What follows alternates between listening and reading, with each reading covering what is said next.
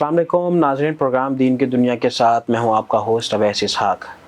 ناظرین، ہم نے ایک ایسا واقعہ دیکھا جس سے تمام مدارس کے طلباء، اساتذہ اور دینی حلقوں سے جو تعلق رکھنے والے ہمارے معتبر حضرات ہیں وہ مایوس بھی ہوئے اور کسی حد تک شرمندہ بھی ہوئے۔ جی ہاں، میں بات کر رہا ہوں مفتی عزیز الرحمان والے معاملے کی، کہ اس معاملے کی آڑ میں تنقید تو کی جا رہی ہے، لیکن اس تنقید کے علاوہ لوگ ایک پورے مدارس کے سسٹم کے خلاف بات کر رہے ہیں۔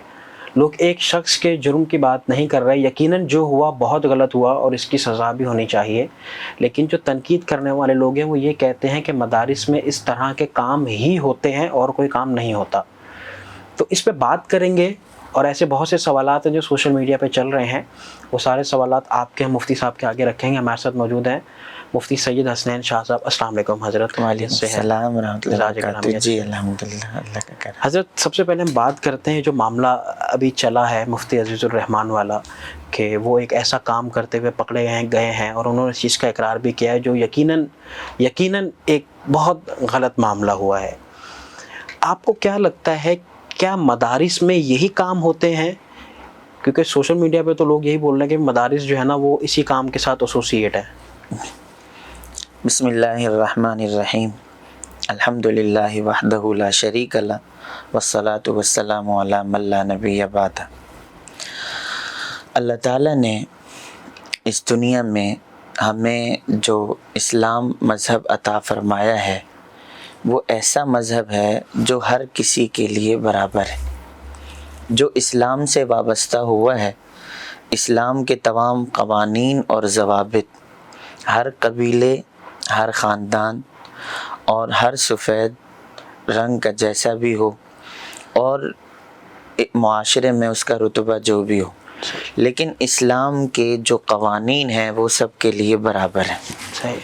ابھی جو واقعہ آپ فرما رہے ہیں لاہور کا ہوا اور ایک ویڈیو وائرل ہوئی ہے، اس حوالے سے میں پہلی بات تو میں یہ عرض کروں گا کہ برائی کی کبھی حمایت نہیں کی جاتی۔ کیا بات ہے! جو چیز غلط ہوتی ہے اسے غلط کہا جاتا ہے، چاہے وہ جو بھی کرے۔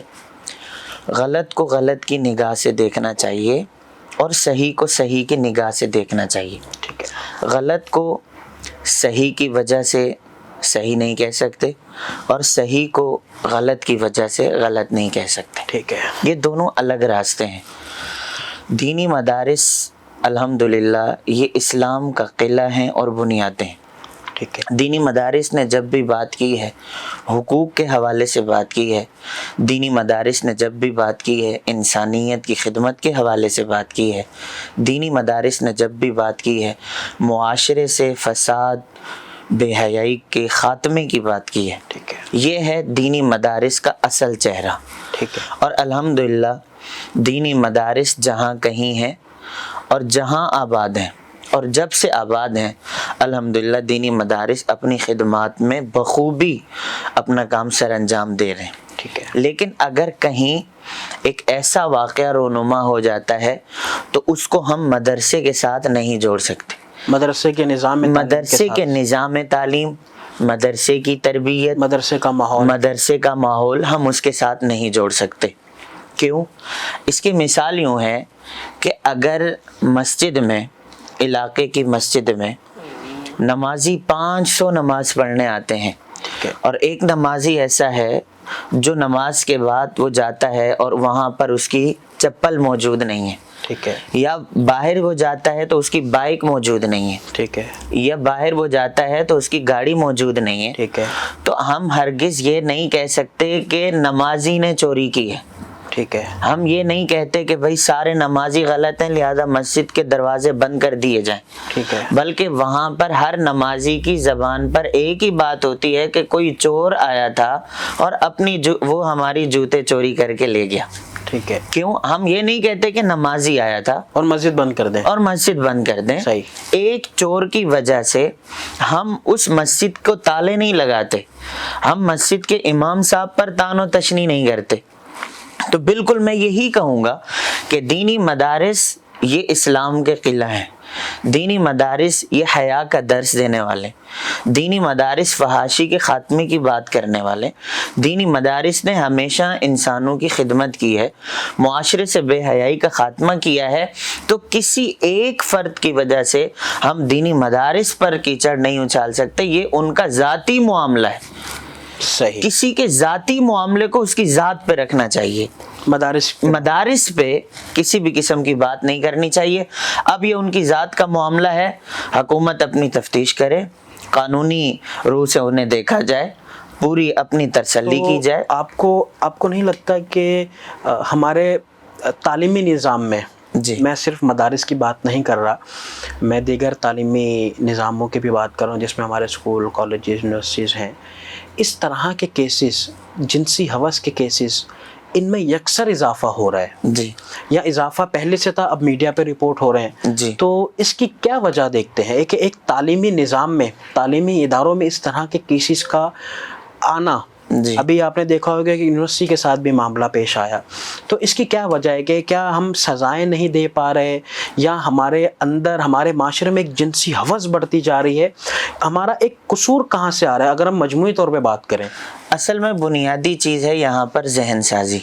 صحیح۔ ہمارے ذہنوں پر اس وقت آپ یہ دیکھیں کہ میڈیا اتنا عام ہو چکا ہے کہ ہر کسی کے پاس فحاشی، عریانی، نئے نئے پلان، یہ تمام چیزوں کے طریقے ہم مہیا کر رہے ہیں۔ ٹھیک ہے۔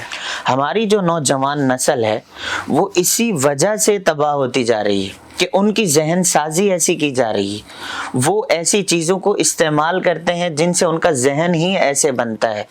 تو سب سے پہلے ہم اپنے بچوں پر، گھر والے اپنی اولادوں پر، اور اداروں والے اپنے تعلیمی نظام پر توجہ کرتے ہوئے اپنے اسٹوڈنٹس کی وقتاً فوقتاً ان کی صحیح تربیت کریں۔ قطع کلامی کی معذرت، آپ یہ کہہ رہے ہیں کہ تعلیمی اداروں میں جو نظام تعلیم ہے اس سے ہٹ کر نظام تربیت پر بات ہونی چاہیے؟ جی بالکل۔ تو اس کا مطلب آپ یہ کہہ رہے ہیں کہ اس وقت جو ہمارے تعلیمی نظام ہے اس میں تربیت کا ایک فقدان ہے؟ جی، تربیت کا فقدان ہے۔ اگر تربیت ٹھیک ہوتی رہے، وقتاً فوقتاً ان کی ذہن سازی ہوتی رہے۔ ابھی ہمارے معاشرے میں دیکھیں فلمیں عام ہیں، ہمارے معاشرے میں اتنا چل رہا ہے، اتنی زیادہ چل رہی ہیں کہ ہر کسی کی ذہن سازی یہی ہو رہی ہے۔ ابھی کچھ عرصہ قبل کسی نے کیا خوب کہا کہ صحافیوں نے کہا اس بات پر کہ ہماری جو یہ فلم انڈسٹری ہے یہ کیا معاشرے کو سبق دے رہی ہے۔ وہ حضرت باتیں ساری ٹھیک ہے کہ ایک میڈیا جو ہے وہ اوورال نیگیٹو امپیکٹ کریٹ کر رہا ہے، لیکن اس کا مطلب یہ تو نہیں ہے کہ اس نیگیٹو امپیکٹ کی وجہ سے ہم جو ہے وہ کسی کو ہوس کا نشانہ بنائیں۔ بالکل۔ تو یہ جب ہماری وقتاً فوقتاً تعلیم کے ساتھ ساتھ تربیت پہ زور ہوگا تو معاشرے سے بے حیائی کا خاتمہ ہوگا۔ لیکن اگر کوئی ہمارے تعلیمی ادارے میں، چاہے وہ مدرسہ ہے، چاہے وہ اسکول ہے، چاہے وہ یونیورسٹیاں ہیں، چاہے وہ کہیں بھی ہے جہاں پر بچوں کی تعلیم اور تربیت کا نظام ہے، تو وہاں پر اس قسم کا اگر کوئی کیس آ جاتا ہے اس کو ہم تعلیم کے ساتھ نہیں جوڑ سکتے، اس کو ہم اجتماعی نہیں لے سکتے، وہ ان کا انفرادی۔ کئی سارے کیسز ایسے ہیں، آئے دن آپ جگہ جگہ چلے جائیں، یہ تو رپورٹ ہو رہے ہیں۔ موٹر وے کا معاملہ تھا اور دیگر معاملات ہیں، زینب تو دن دہاڑے والے بچیوں کے ساتھ الگ ہیں، دن دہاڑے کے معاملات ہیں، چھوٹے بچوں کے ساتھ ہیں۔ تو اس طور پر اس واقعے پر میں صرف اتنا ہی کہوں گا کہ شریعت نے جو ہمیں ضابطے دیے ہیں اگر اس پہ عمل کر دیا جائے تو بے حیائی کا سدباب ہو سکتا ہے۔ آپ نے بات کی تربیت کی، لیکن آپ بات نہیں کر رہے اسلامی سزاؤں کی۔ جی، ابھی بہت سے جب احتجاج ہوئے تھے تو اس میں جو شرکاء تھے انہوں نے یہی بات کی کہ اگر اسلامی سزائیں نافذ کر دی جاتی ہیں، چلیں اگر اسلامی سزائیں نافذ نہیں بھی کی جاتی، جو آپ کے آئین میں سزا موجود ہے اگر اس کو ہی نافذ کر لیا جاتا ہے تو کافی حد تک ریشو میں کمی آ سکتی ہے۔ بالکل آ سکتی ہے۔ آپ کو نہیں لگتا کہ ہمارے علماء اس سزاؤں والے معاملے میں اپنا کردار ادا نہیں کر رہے؟ ہمارے علماء جب بھی اسلام کے قوانین کی نفاذ کی بات کرتے ہیں تو مذاق اڑایا جاتا ہے۔ صحیح۔ اب قرآن مجید میں زانی اور مزنیہ، زنا کرنے والا اور زنا، دونوں کے لیے سزائیں عام ہیں۔ اگر وہ شادی شدہ ہے اس کے لیے بھی ضابطے ہیں، اور اگر غیر شادی شدہ ہے تو اس کے لیے بھی ہیں۔ لیکن آپ نے دیکھا ہوگا کہ ہمارے یہاں جو اسلامی قوانین ہیں ان کا کتنا مذاق اڑایا جاتا۔ اگر انسان کے جسم میں کینسر ہو جائے تو ڈاکٹر کہتے ہیں کہ بھائی اس بیماری والے اعضاء کو کاٹ دو، باقی اس کا جسم بچ جائے گا۔ صحیح۔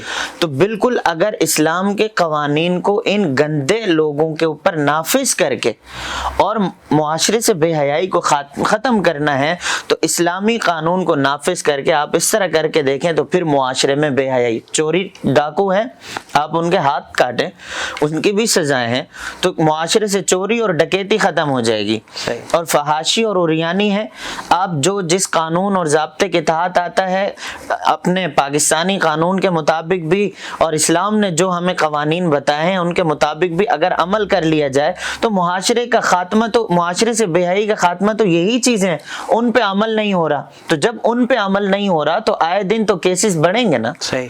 تو بنیادی چیز ہے کہ اسلامی قانون کا نفاذ، لیکن ہم نے اور ہمارے معاشرے نے اسلامی قوانین کی اتنی مذاق اڑایا کہ دیکھیں جی کوڑے مارو، کوڑے مار رہے ہیں جی، رجم کر رہے ہیں، یہ پتھر برسا رہے ہیں، یہ اپنا فلاں۔ اس پہ بحث ہے، بقول آپ کے بحث ہے اور مذاق اڑایا جا رہا ہے، تو ایسا ممکن نہیں کہ جو سزائیں ہمارے آئین نے رکھ دی جی اس پہ ہی عمل درآمد ہو جائے۔ اس پہ ہی ہو جائے، تو ہم تو یہی کہہ رہے ہیں بھائی آئین کے مطابق تو جس نے زنا کیا ہے اس کو جان سے مار دیا جائے، مثال کے طور پہ اس طرح کی سزا موجود ہے، رجم نہیں ہے۔ جتنے دفعات نافذ ہیں تمام چیزیں ہیں اس پہ کارروائی کی جائے تو تب بھی معاشرے سے، چاہے وہ عالم دین ہو۔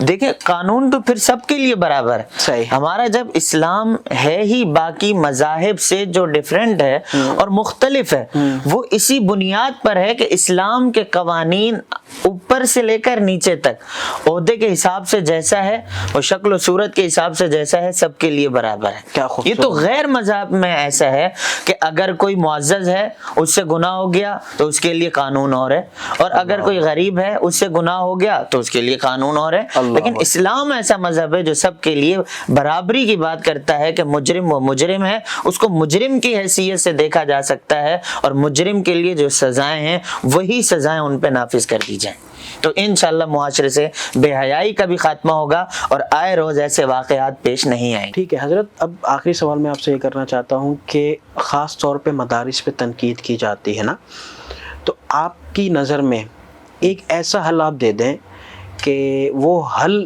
اگر ہم اس پہ امپلیمنٹیشن کر لیتے ہیں تو ہم جو ہے وہ اس طرح کے واقعات کو خصوصاً مدارس سے یا دیگر تعلیمی اداروں سے اس کو روک سکتے ہیں۔